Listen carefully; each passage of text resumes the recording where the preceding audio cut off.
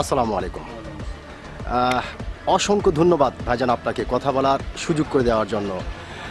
তো ভাইজান, সর্বপ্রথমে জানতে চাচ্ছি আপনি কেমন আছেন? আলহামদুলিল্লাহ ভালো আছি। যাক, আল্লাহ পাক আপনাকে ভালো রেখেছে। তো ভাইজান, আপনার নামটা জানতে পারি? অবশ্যই। বলেন তো। মোহাম্মদ রেজাউল করিম। মোহাম্মদ রেজাউল করিম, সুন্দর একটি নাম আপনার, অত্যন্ত সুন্দর একটি নাম আপনার। এবং আপনার নাম শুনে মোটামুটি আপনাকে সামনাসামনি দেখে যেটা বোঝা যাচ্ছে, আপনি সাংঘাতিক একটি সাহসী মানুষ। এটা কিন্তু আপনাকে ভাইজান দেখেই বোঝা যাচ্ছে। তো ভাইজান, আপনি কি ভোটার হয়েছেন? জি। আপনি কোন দেশের ভোটার হয়েছেন? বাংলাদেশের। বাংলাদেশের। অসংখ্য ধন্যবাদ যে আপনি বাংলাদেশের ভোটার হয়েছেন। তো ভাইজান, যেহেতু আপনি বাংলাদেশের একজন সচেতন নাগরিক এবং বাংলাদেশের একজন সাহসী মানুষ, তো এই জন্যই আপনার কাছ থেকে এই বিষয়টি জানতে চাচ্ছি যে এইবার বাংলাদেশের সরকার কে হতে পারে? বিএনপি আসবে। বিএনপি আসবে।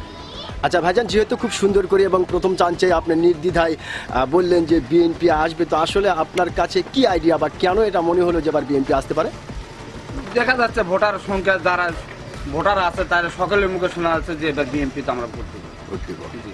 যার কারণে আপনার একটা আইডিয়া যে এবার হ্যাঁ। আসলে বিএনপি হতে পারে। অসংখ্য ধন্যবাদ আপনাকে।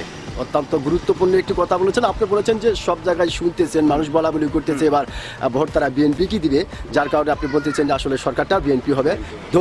সুন্দর একটি কথা বলেছেন আপনি এবং সাহসিকতার সহিত বলেছেন, যার কারণে সর্বপ্রথমে আপনার নাম শোনার পরে আমি কিন্তু বলেছিলাম ভাইজান আপনি অত্যন্ত একজন সাহসী মানুষ। আপনি কিন্তু আপনার সাহসিকতার পরিচয় দিয়েছেন। অসংখ্য ধন্যবাদ আপনাকে।